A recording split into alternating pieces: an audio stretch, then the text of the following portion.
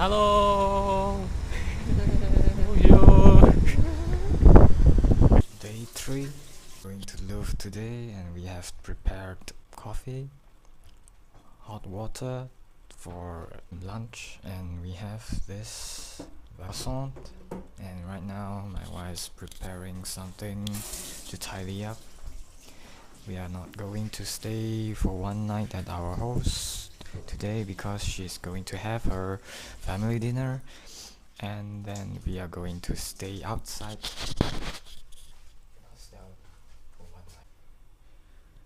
Two more croissants for our host and her boyfriend. Musée du Louvre, and there is the glass pyramid. Fun fact, the glass pyramid was constructed a few hundred years after this museum is constructed. It was constructed and designed by a Chinese-born citizen. His name is called Pei Yiming. There's the mini Arc de Triomphe by Napoleon.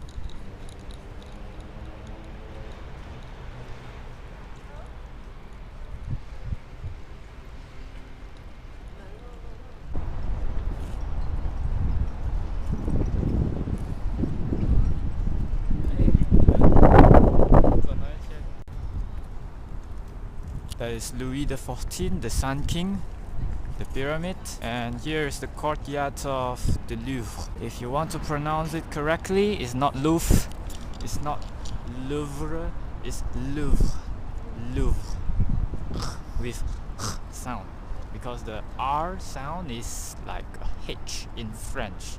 Courtyard actually stretches from there to here.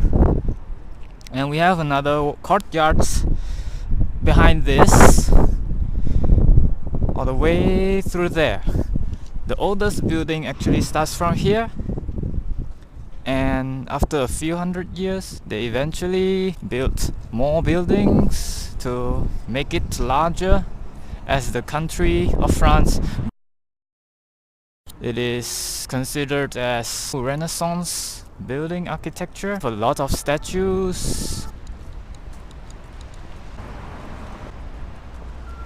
Waiting for the public toilet, and here is the common public toilet they have in Paris. There's one here, here, another one here, and another one here. 你要去这边看吗？还是你在这边等我过去这边看有没有？ Just now it was occupied. Later when it turned green, we can go in. Looks like it is clogged, but I'll just take a piss, wash, and then the cleaner, and then the dustbin. Looks like it's still clogged, and we are going out.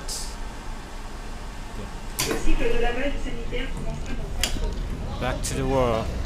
Famous green boxes of stalls for selling books. It has been a few hundred years since the stall has been set up, and it is quite hard to get the license for this. Normally it will take about years of reservation until they can get the bookstore set up, and there's a rule.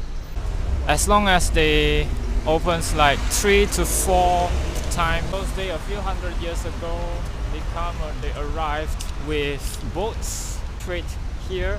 So usually there will be a lot of marketplaces along this street by the river sand, because river sand is a good transport way for the merchants to arrive in Paris and go out of Paris. Yeah, so it's basically like a riverside market, very long one. And over there you have the Pont Neuf, which means the 9th bridge of Paris. And there you have the love locks barrier. Lock the padlock onto barrier to secure your love. And then throw the key into the river sand. Take a look around. That direction is the Louvre, the rear end of the Louvre.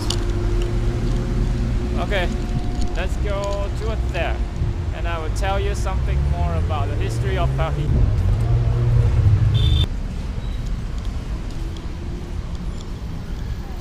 Look at those gargoyles there. It is used as the water outlet. So when it rains, all the water from the bridge actually being collected and flow through the gargoyles or devil's mouth into the river. Well, do you know why we have this kind of space in each bridge? Well, it is actually used as a stall back in the Middle Ages, where the people can set up stores along the bridge. The building that looks like medieval castle is actually La Conciergerie. It was used by the French revolutionary to keep the prisoners of royalists. Here we are going to, once we pass the Pont Neuf, we are going to Ile de la Cite. It means island inside the city. It's actually an island in the middle of Paris, Seine River.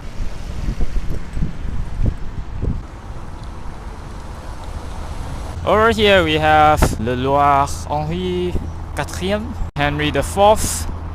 Non merci, non merci. He is the grandfather of Louis XIV.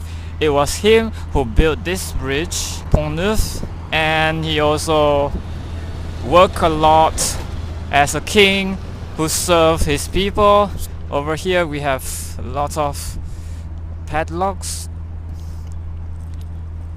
and once they secure the padlock, they would throw the key inside the river. It was during his reign that the Catholic and the Protestant had war with each other, and King Henry IV actually sorted out the war in a good way and make peace between the Protestant and the Catholic.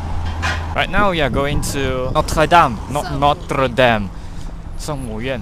刚才那一个是亨利四世 ，OK， 他以前是在位的时候呢，天主教跟新一派的基督教正在打仗，然后他最大的功劳是当过一个和解的国王，然后他自己本身改教，从天主教改成新的 Protestant。